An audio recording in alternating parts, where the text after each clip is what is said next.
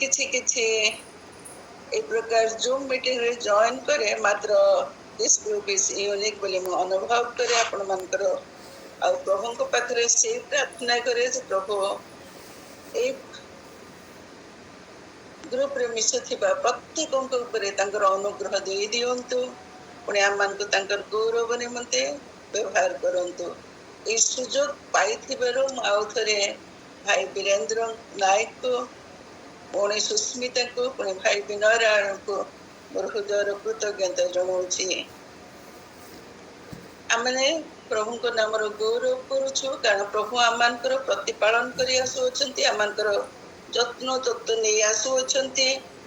ପୁଣି ଯେପରି ବିଶେଷ କରି ଏ ପ୍ରକାର ଏକ ଜଗତରେ ଯେତେବେଳେ ଆମେ ବାସ କରିଛୁ ତାଙ୍କର ଠାରୁ ଅନୁଗ୍ରହ ପାଇ ତାଙ୍କ ଶକ୍ତିରେ ବାହାରିବା ପାଇଁ ସେ ଆମମାନଙ୍କୁ ଅନୁଗ୍ରହ କରୁଛନ୍ତି।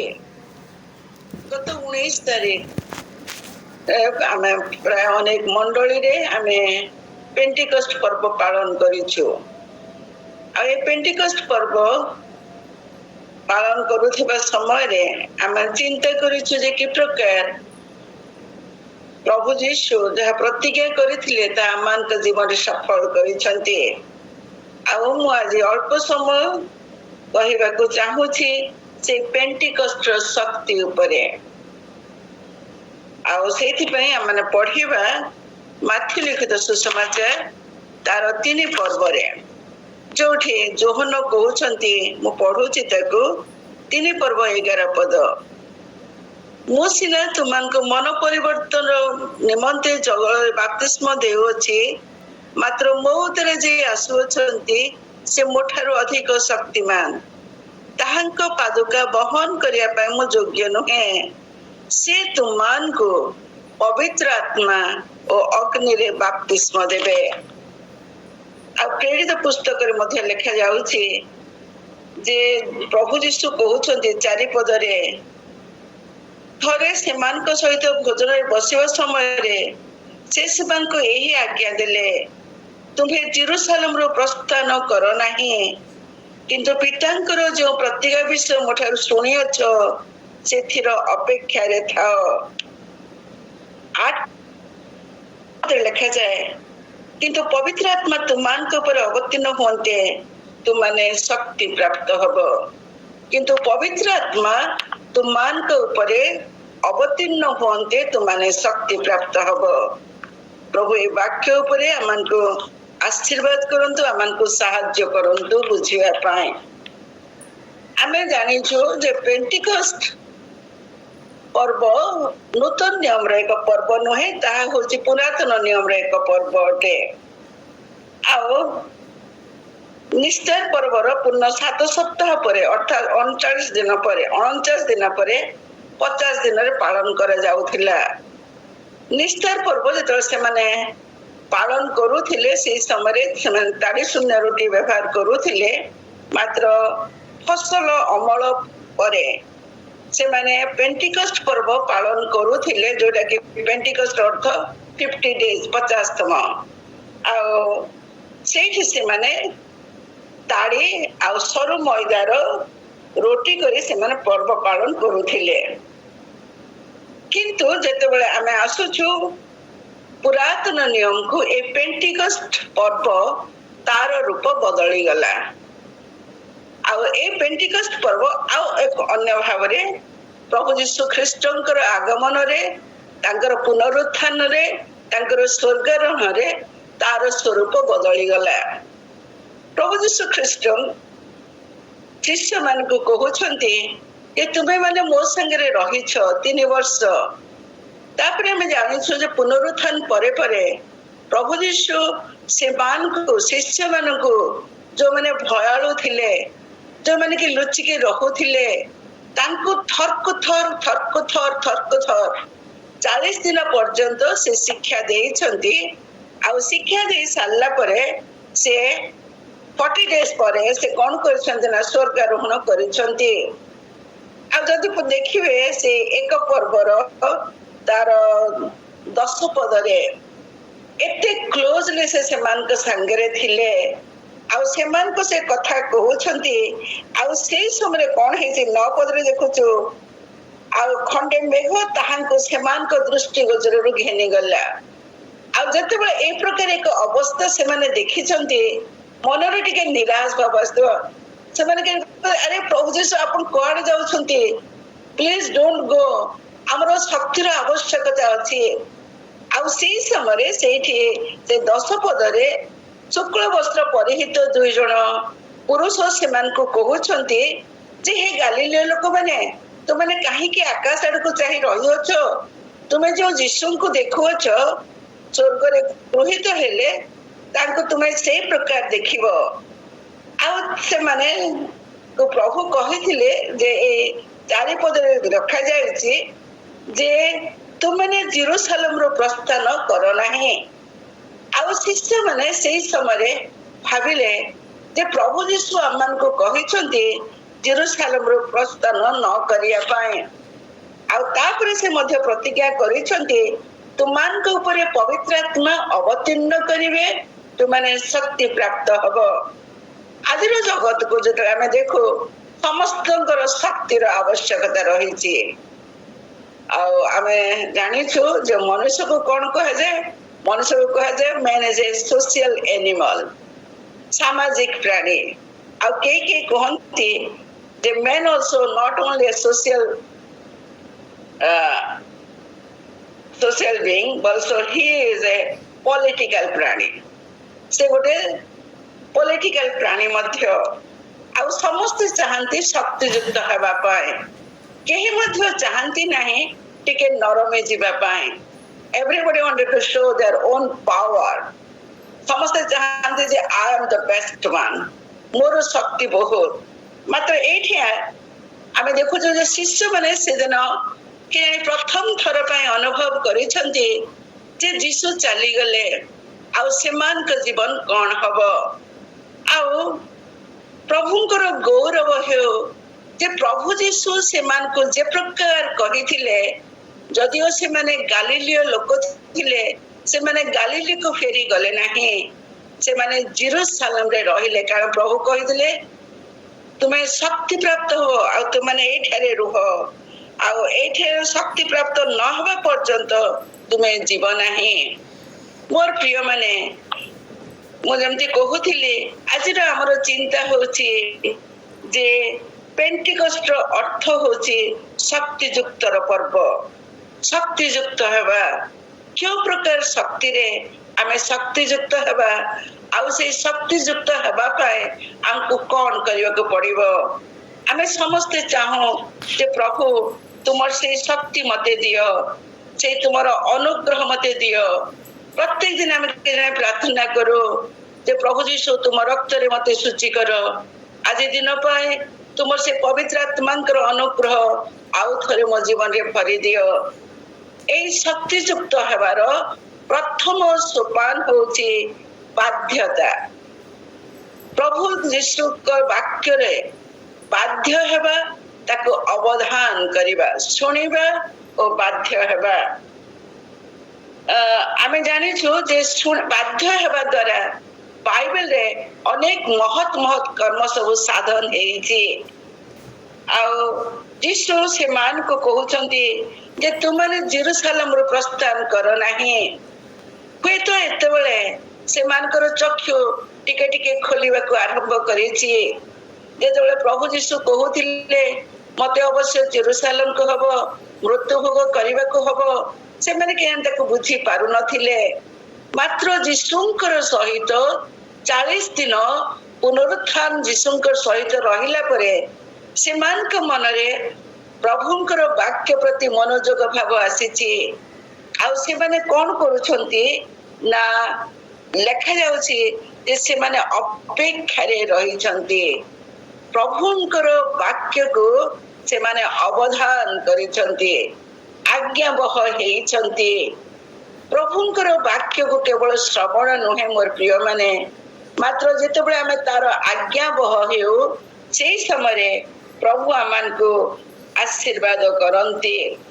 ଆଉ ସେମାନେ କଣ କରୁଛନ୍ତି ଯେ ଯେତେବେଳେ ସେ ଶୁକ୍ଳ ବସ୍ତ୍ର ପରିହିତ ପୁରୁଷ ମାନେ ତାଙ୍କୁ କହୁଛନ୍ତି ଯେ ଯୋଉ ଯୀଶୁଙ୍କୁ ତୁମେ ଦେଖିଥିଲ ସେ ଆଉ ଥରେ ଆସିବେ, ଆଉ ସେମାନେ ଜେରୁସାଲେମକୁ ବାହୁଡ଼ି ଯାଇଛନ୍ତି। ଯୋଉମାନେ ଥିଲେ ସେମାନଙ୍କର କେଜାଣି ପ୍ରାୟ 120 ଜଣ ଥିଲେ। ସେମାନଙ୍କର କେଜାଣି ପରିବାର ଥିଲା, ସେମାନଙ୍କର ବିଜନେସ୍ ଥିଲା। ମାତ୍ର ସେମାନଙ୍କର ଗୋଟିଏ ମାତ୍ର ବିଷୟ ଆବଶ୍ୟକତା ଥିଲା ଯେ ପ୍ରଭୁ ଯୀଶୁଙ୍କର ଯୋଉ ଶକ୍ତିର କଥା କହୁଛନ୍ତି ତାକୁ ପାଇବା ପାଇଁ। ଆଉ ସେଇଥିପାଇଁ ସେମାନେ କଣ କରୁଛନ୍ତି ନା ଅପେକ୍ଷା କରୁଛନ୍ତି। ଆମେ ଦେଖୁଛୁ ପୁରାତନ ନିୟମରେ ଅନେକ ଘଟଣା ଆମେ ଦେଖୁ, ଯୋଉମାନେ ବିଶ୍ୱାସରେ ଅପେକ୍ଷା କରିବା ଦ୍ୱାରା ଅନେକ ଆଶୀର୍ବାଦ ସବୁ ପାଇଅଛନ୍ତି। ଆଉ ସେଇ ବିଶ୍ୱାସ ନହେଲେ ସେ ଆଜ୍ଞାବହ ଆମେ ହେଇପାରୁନା। ପ୍ରଭୁଙ୍କର ପ୍ରତିଜ୍ଞା ପ୍ରମାଣିତ ଆମେ ବିଶ୍ୱାସ କରୁ ଯେ ପ୍ରଭୁ ଯୀଶୁ ମୋ ଜୀବନରେ ସେ ପବିତ୍ରାତ୍ମାଙ୍କର ଶକ୍ତି ଦେବେ। ତାର ବାଧ୍ୟ ହେଉ, ପ୍ରାର୍ଥନାରେ ଅପେକ୍ଷା କରୁ, ପୁଣି ବିଶ୍ୱାସ କରୁ, ସେଇ ସମୟରେ ତାହା ପ୍ରାପ୍ତ ହେଉ। ଆଉ ଆମେ ପୁରାତନ ନିୟମରେ ଅନେକ ଗୁଡ଼େ ଲୋକଙ୍କୁ ଦେଖୁ, ବିଶ୍ୱାସୀ ମାନଙ୍କୁ ଦେଖୁ, ଯୋଉମାନେ କି ପ୍ରଭୁଙ୍କର ଆଜ୍ଞାବହ ହେବା ଦ୍ୱାରା ସେମାନେ ଆଶୀର୍ବାଦ ପାଇଥିଲେ। କେବଳ ପୁରାତନ ନିୟମରେ ନୁହେଁ, ମାତ୍ର ନୂତନ ନିୟମରେ ମଧ୍ୟ ଆମେ ସେଇ ପ୍ରକାର ଘଟଣା ସବୁ ଦେଖୁ। ଲୋକଲିଖିତ ସୁସମାଚାର ତାର 17 ପର୍ବକୁ ଯେତେବେଳେ ଆମେ ଆସୁ, ସେଇଠି ଲେଖାଯାଉଛି 11 ପଦ 19 ପଦ ମଧ୍ୟରେ ଯେ କଣ ହେଇଛି, ଯୀଶୁ ସେ ଅଞ୍ଚଳରେ ଅଛନ୍ତି। ଆଉ 10 ଜଣ କୁଷ୍ଠୀ ତାଙ୍କ ପାଖକୁ ଆସିଛନ୍ତି। ଆଉ ସେମାନେ ତାଙ୍କୁ ବିନତି କରି କହୁଛନ୍ତି ଆମମାନଙ୍କୁ ଶୁଚି କର। ଯୀଶୁ ସେମାନଙ୍କୁ କହିନାହାନ୍ତି ଯେ ତୁମେ ଶୁଚି ହେଇଯାଇଛ, ତୁମେ ଯାଅ ଶୁଚି ହେଇଗଲ। ସେମାନଙ୍କୁ ସେ ସୁସ୍ଥ କରିନାହାନ୍ତି, ମାତ୍ର ସେମାନଙ୍କୁ ସେ କହୁଛନ୍ତି ଯାଅ ଯାଜକଙ୍କୁ ଆପଣଙ୍କୁ ଦେଖାଅ। ଆଉ ଏମାନେ ଯେମିତି ଏଇ ସ୍ୱର ଶୁଣିଛନ୍ତି, ଏଇ ଶବ୍ଦ ତାଙ୍କ ପାଇଁ ଆସିଛି ବୋଲି ଜାଣିଛନ୍ତି, ସେମାନେ ସାଙ୍ଗେ ସାଙ୍ଗେ ଦୌଡୁଛନ୍ତି ଯାଜକଙ୍କ ପାଖକୁ। ଆଉ ସେମାନେ ଯାଉ ଯାଉ ବାଟରେ ଦେଖୁଛନ୍ତି ଯେ ସେମାନେ ସୁସ୍ଥ ହେଇଯାଇଛନ୍ତି। ସେତେବେଳେ ପର୍ଯ୍ୟନ୍ତ ସେମାନେ ସୁସ୍ଥତା ପାଇନଥିଲେ। ଯୀଶୁ ତାଙ୍କୁ କହିଲେ ନାହିଁ ଓକେ ବି ହିଲ୍ଡ, କହିଲେ ନାହିଁ। ସେ ଖାଲି କହିଲେ ଯାଅ ଯାଜକଙ୍କୁ ଦେଖାଅ। ସେମାନେ ଭାବିଥିବେ ଆରେ ଆମର ତ ଏ ଯେ କୁଷ୍ଠ ରୋଗ ରହିଛି, କେମିତି ଯିବୁ ଆମେ ଯାଜକଙ୍କ ପାଖକୁ। ତାହା ସେମାନେ କରୁନାହାନ୍ତି। ବିଶ୍ୱାସ କଲେ, ଓବିଡିଏଣ୍ଟ ହେଲେ, ଆଜ୍ଞାବହ ହେଲେ, ଦୌଡ଼ି ଗଲେ। ଆଉ ବାଟରେ ସେମାନେ ସୁସ୍ଥ ହେଲେ। ମୋର ପ୍ରିୟ ମାନେ, ପ୍ରଭୁଙ୍କର ସେଇ ପବିତ୍ର ଆତ୍ମା, ସେ ପେଣ୍ଟିକଷ୍ଟର ଶକ୍ତି ପାଇବାକୁ ହେଲେ ଆମମାନଙ୍କର ପ୍ରଥମ ବିଷୟର ଆବଶ୍ୟକତା ରହିଛି। କେଣେ ଅନେକ ବିଷୟ ଥାଇପାରେ, ମାତ୍ର ମୋର ଚିନ୍ତାରେ ପ୍ରଥମ ବିଷୟ ରହିଛି ଯେ ତାଙ୍କର ବାକ୍ୟକୁ ଶୁଣିବା ଆଉ ତାକୁ କଣ କରିବା ନା ପାଳନ କରିବା।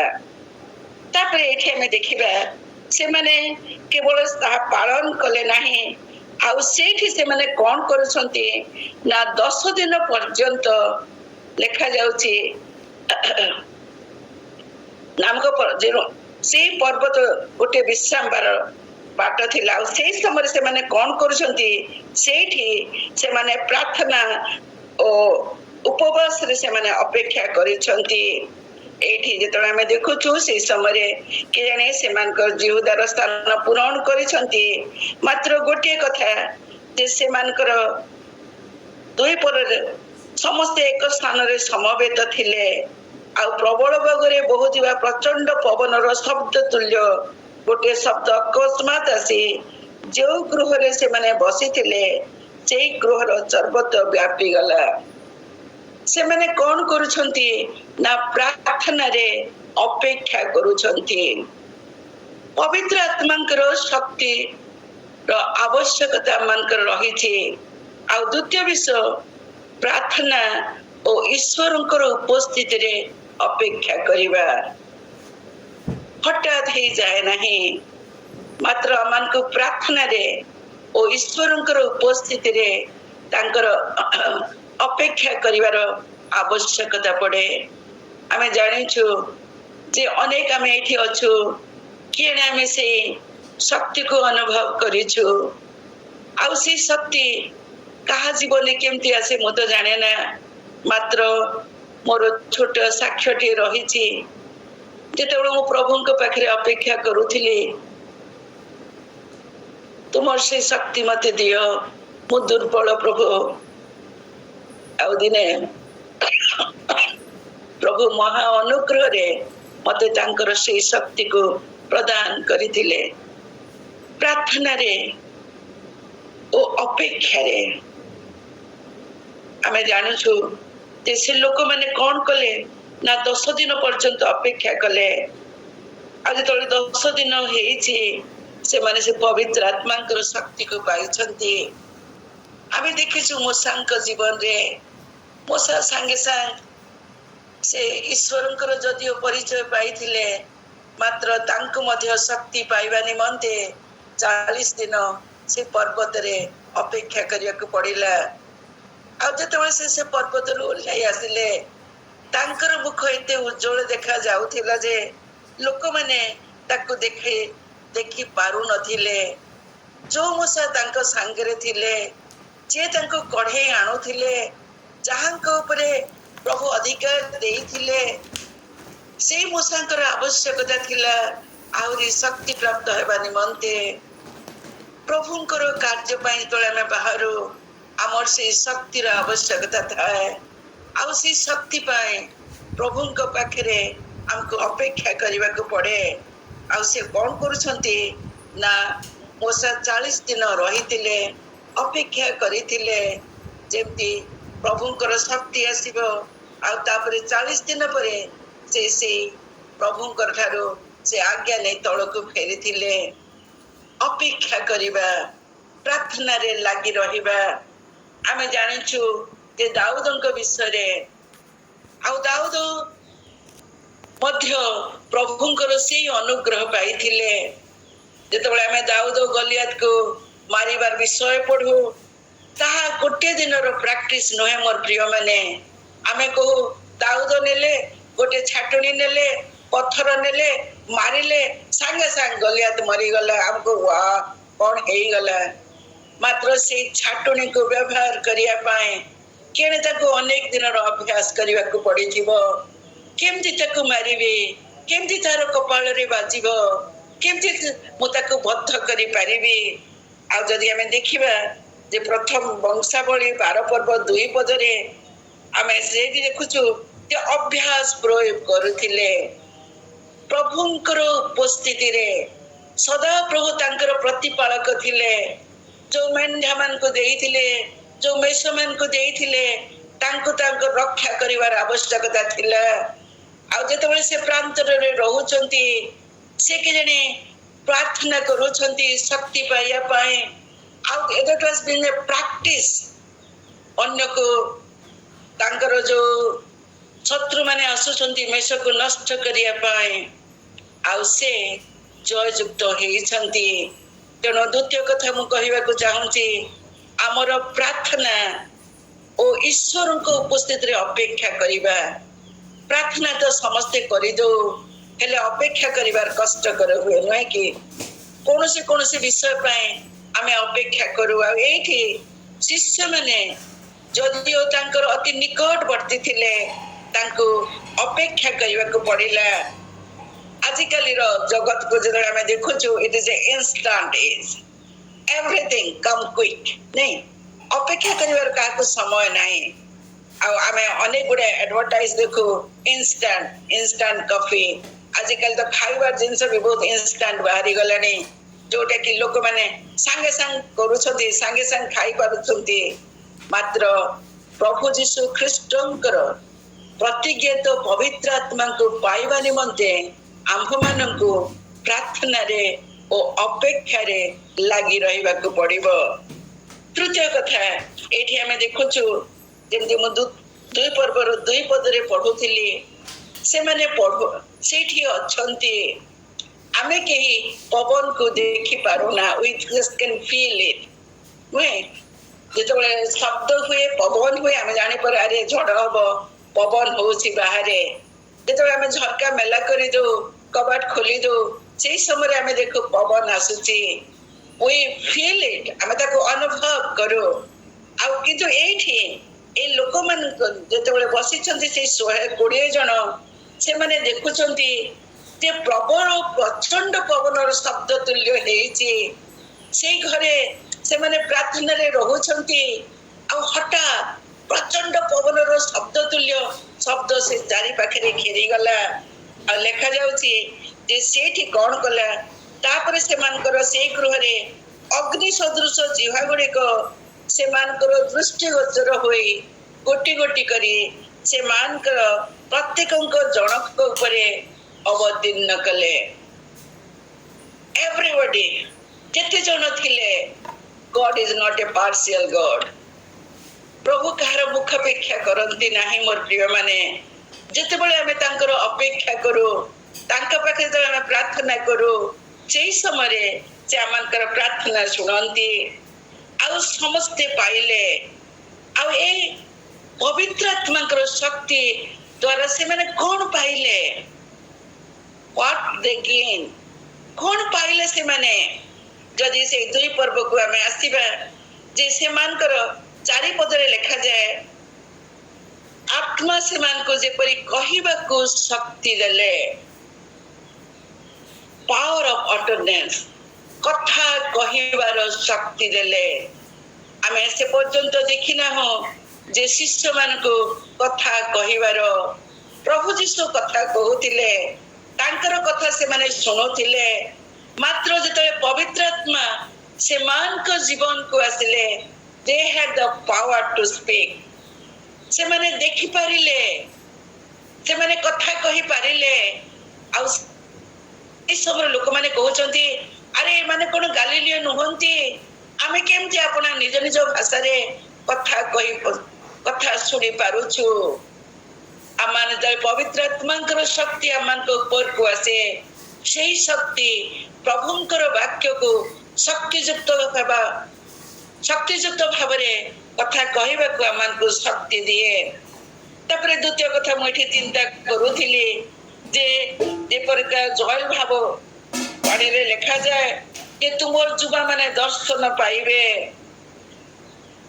गीतोपदेश 29 पद 18 पद लिखा जाए ईश्वरंकर प्रत्यादेश भावरे लोक माने विनष्ट हुअंती से माने एक नुआ दर्शन पाउछंती जेतबे से माने कर मध्य रे ईश्वरंकर वाक्य आसुची से माने देखुछंती एक नष्ट कल्प जगत जोठी के लोक माने प्रभुंकर सुसमाचार को एपर्यंत विश्वास करिनाहंती जोठी से माने प्रभुंकर प्रभु जीशुंकर परिचय पाइनाहंती आउ सेमानकर मध्य रे एक नुआ दर्शन आसुची तांकर आउ से दर्शन नाही जैसे पाछ धरिबा को जीवा तांकर आउ दर्शन नाही मात्र तांकर दर्शन बदली जाईची तांक जीवन रे गोटे मात्र इच्छा अछि ए लोक माने परित्राण पाइबे आउ सेठी पई से माने कथा कहय को आरंभ करिसंती जदि आमे देखुछु पितरक वक्तृत्व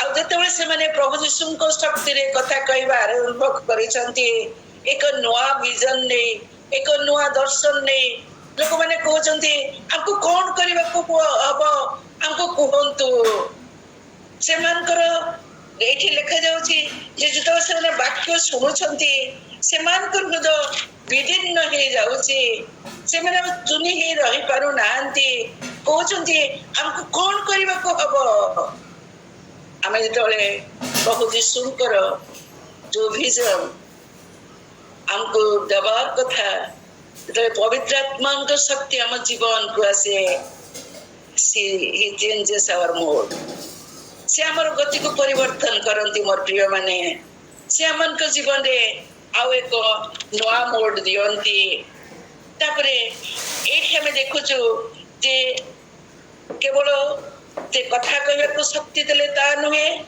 से सेमान को दर्शन देले ता नहे तृतीय कथाटी मोठी चिंता करूथिले जे से माने अन्य मान को मध्य परिवर्तित करिवार शक्ति प्रदान कले एठी हमें देखुछु पावर ऑफ कन्विक्शन अनेक हमें केरानी प्रभुंकर वाक्य सुनो अनेक प्रचार करो मात्र कन्विक्शन आसे हमरो जेतेबेले आमे पवित्र आत्मा आम जीवन रे कथा कहती आउ से दिन एमान का जीवन रे से प्रकार एक विषय आसिला दे वर कन्विक्टेड आउ तांकर वाक्य मध्य कार्य कला चतुर्थ रे जेते पवित्र आत्मा शक्ति से मान का जीवन को आसिला से मान करो से कार्य कौन हैला ना लिखा जाउची कंटिन्यूअस से माने काम कले निविष्ट चित्तरे तापर पर जदि आपण माने पढिबे प्रेरित पुस्तक से माने अब सेठो जाउ ना हंती समस्त कोन करूछंती सेठी रहि जाउछंती आ अनेक लोक प्रत्येक दिन से मान का सहित जड़ित हो जाउछंती से मान का सहित मिसुछंती आ से माने कोन करूछंती ना शिक्षा रे सहभागिता रे रोटी भांगिबारे प्रार्थना रे लागी रहउछंती सेमानकर से fellowship is a continuous fellowship मोर प्रिय माने जेतबेले जने लोक प्रभु यीशुंकर परिचय पाए ताको आमे सब बेले कहू जे आउ जने विश्वासी सहित सेमति मिलित हे रहो एकला जळिबाटा संभवपर नुहे सेति पे आमनको प्रभु ईश्वर मंडली देइछंती सहभागिता देइछंती जोठी आमे एकत्र बसी प्रार्थना करि परिबा कोइलार दृष्टांत आमे समस्त जानिछु काठ खंडे एकला जळि पारे नाही जेतबेले दुई चारटा काठ एकाठी रहि जानती ताहा जळिबाकू आरंभ करे तेणु जदि आमे पवित्र आत्मांकर शक्ति पाइछु ताको कंटिन्यू करिया पाए निविष्ट चित्तरे आमनको रहिया पाए से साहाय्य करंतु तृतीय कथा पवित्र आत्मा पंचम कथा पवित्र आत्मा से मान के ऊपर को आसिले they had the power to love each other से माने कहार को भाबिले नहीं अरे से माने से इथकर लोक अरे से गरीब लोक जहा जहार थिला से माने कोन कले एकाठी से माने समस्त विषय को आनले